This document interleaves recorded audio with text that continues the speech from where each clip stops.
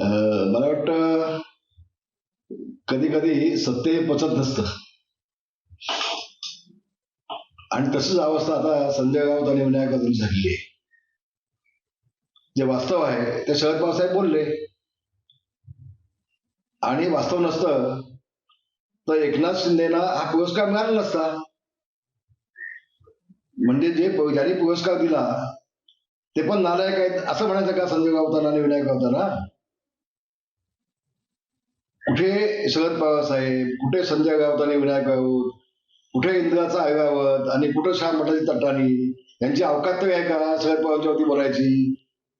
कालपर्यंत शरद पवार आमचे बाप आहेत म्हणणारे आज बापाच उलटले सापासारखे. आणि म्हटलं हे सत्य कधी कधी लोकांना झोंबतं, ते पटत नाही. उद्धव ठाकरेंचा सत्कार झाला असता तर त्यांना आनंद झाला असता, शरद पवार साहेब बोलले असतं तर त्यांना आनंद झाला असता. मग आता उद्धव ठाकरेंची कुवत आहे का, लायकी आहे का? आज समजेल ना त्यांना, आज पोहे सुद्धा आहेत काही, त्याच्यावर उद्धव ठाकरेची लायकी काय शिल्लक आहे ते कळेल ना. धोका तुम्ही दिला शरद पवार साहेबांना. तुमचे 20 आले, त्यांचे 10 आले, ते कसे आले? यांनी अख्खं आयुष्य राजकारणामध्ये काढले. ठीक आहे, शिवसेना प्रमुखांचे आणि त्यांचे वैचारिक मतभेद नव्हते, वैयक्तिक शरद पवार साहेब आणि बाळासाहेबांची मैत्री होती, फक्त राजकीय मतभेद होते. आणि म्हणून ते आज काल स्पष्ट बोलले. ज्यांनी अनेक वर्ष ज्या एकनाथ शिंदेनी ठाणेदार मीच आहे हे अनेक वेळा दाखवून दिलं, वर्षानुवर्ष शिवसेनेमध्ये असताना देखील. ते संजय राऊत शरद पवार साहेबांना सांगतायत शरद पवार साहेबांना ठाण्याची माहिती नाही म्हणे, राजेंद्र विचारायला विचारा. हे आशास्पद आहे ना. जो राजेंद्र विचार स्वतः निवडून येऊ शकणार नाही, जो पडतो हो त्याला विचारा म्हणे ठाणं कुणाचं आहे ते. इतकी वाईट अवस्था संजय राऊतांची झाली. मी तुम्हाला सांगतो, संजय राऊत जे बोलतात ना ते फक्त प्रसिद्धी मिळवण्यासाठी बोलतात. आज ते शरद पवार साहेब काल बोलले, 2 दिवसामध्ये जाऊन गपचूप माफी मागतील, हात जोडतील आणि प्रसिद्धी घेऊन मोकळे होतील. याच्या पलीकडे त्यांचा उद्देश काही नाही. आणि एका दगडा 2 पक्षी मागायचे आणि पुन्हा मी तुमचाच वफादार आहे हो उद्धव साहेबांना टाकायचं, बघा मी किती तुमच्याची प्रामाणिक आहे. तर हे फक्त प्रसिद्धीसाठी सतत नौटंकी आहे, याच्यामध्ये कुठलेही तथ्य नाही. शरद पवार साहेबांचा अभ्यास दांडगा आहे, प्रचंड आहे, अख्खं आयुष्य त्यांनी राजकारणामध्ये काढलंय. महाराष्ट्राचं नाही, ठाण्याचं नाही, संबंध देशाचा कानाकोपरचा अभ्यास आहे. आपण कोणावर काय बोलतो याचं भान संजय भाऊ साहेबांनी ठेवलं असतं तर बघा झालं असतं. धन्यवाद. भाई, राजेंद्र साहेबांचे तुमचे संबंध किती जिव्हाळ्याचे राहिले तरी आता ते तुमच्याकडेच येत आहेत किंवा आपल्या पहिल्या शिवसेनेकडे येतात असं म्हणूया, निष्ठावंत. कसं बघता या सगळीकडं मैत्रीकडं तुमच्या? नाही, राजन साहेबांनी संबंध महाराष्ट्रात दाखवून दिलं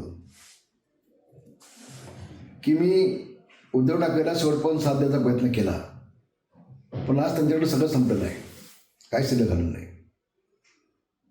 त्यांनी बाळासाहेबांच्या पाठीवर जे खंजूक बसलं ते आता सगळ्यांना पडतंय. राजेंचे माझे सख्या भावासारखे संबंध, माझ्या लहान भावासारखं राजन आहे. मी त्याला राजूच म्हणतो. काल देखील राजनचा फोन आला, म्हटलं राजू बोल. मी त्याचा आवाज ओळखला त्याला नाव सांगण्याच्या आधी. मला समाधान वाटलं.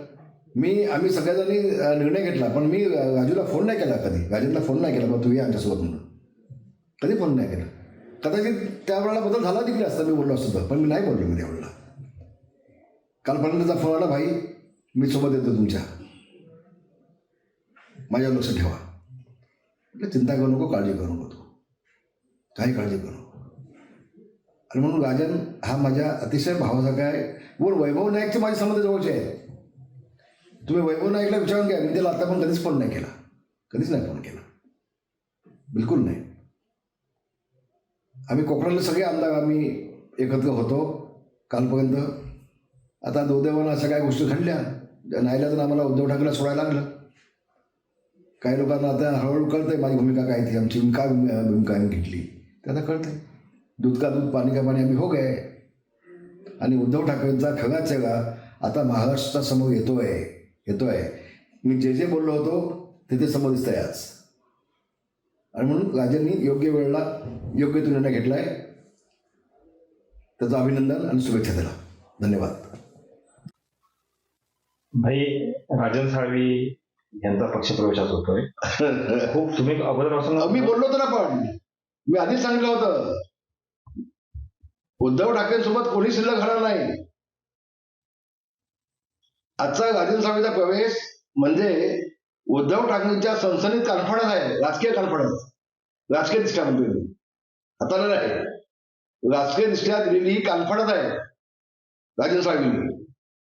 आणि याच्यापुढे असे अनेक कानपट्या उद्धव ठाकरेंना भेटणार आहेत महाराष्ट्रातून, तुम्हाला लवकरच कळेल. अजून पुष्कळशी नावं आहेत, पुष्कळशी लोक रांगेमध्ये उभे आहेत प्रवेशासाठी. कोणी शिल्लक राहणार नाही उद्धव ठाकरेंकडे. शेवटी हम दो हमारे दो एवढंच मातोश्रीमध्ये शिल्लक राहणार आहे, बाकी सगळं कोण शिल्लक राहणार नाही यांच्याकडे आपल्याला पाहायला मिळेल. आणि मी हे भविष्य मी याच्या आधी सांगितलंय. ही नांदी आहे, ही सुरुवात आहे फक्त, ये तो झाकी है, अभी बहुत कुछ बाकी है. धन्यवाद. जय महाराष्ट्र.